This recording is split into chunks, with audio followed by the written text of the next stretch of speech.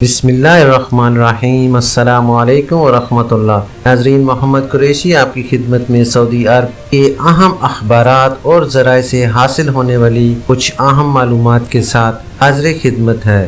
ناظرین، سعودی عرب میں پاکستانی خاتون کو زد و کوب کر کے لوٹنے والے ملزمان گرفتار۔ ناظرین، ویڈیو کی مزید ڈیٹیل میں جانے سے پہلے جو حضرات فرسٹ ٹائم میرے چینل پر آئے ہیں، میں ان سے گزارش کروں گا کہ کائنڈلی میرے چینل کو لائک، سبسکرائب اور بیل نوٹیفیکیشن کو اوپن کر لیں تاکہ ہر نئی آنے والی خبر اب تک بر وقت پہنچ سکے۔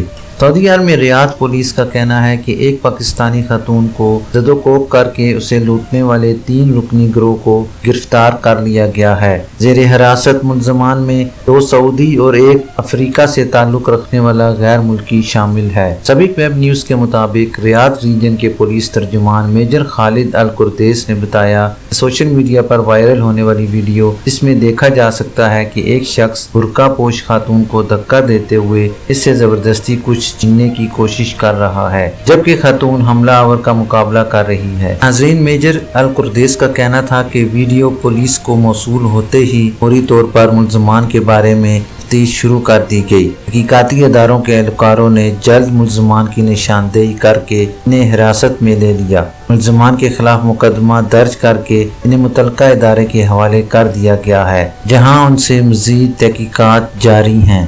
ناظرین، یہ تھی ابھی تک کے لیے سعودی عرب میں رونما ہونے والی خاص تبدیلیاں اور ان کی اپڈیٹ۔ انشاءاللہ نیکسٹ بلیٹن میں ملتے ہیں خاص اور معلوماتی خبر کے ساتھ۔